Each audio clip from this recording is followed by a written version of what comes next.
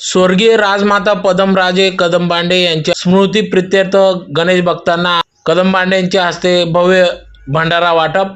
सामाजिक कार्यकर्ते गणेश जाधव, पैलवान सागर आगाव यांच्यासह कार्यकर्त्यांच्या वतीने महाप्रसादाचे वाटप।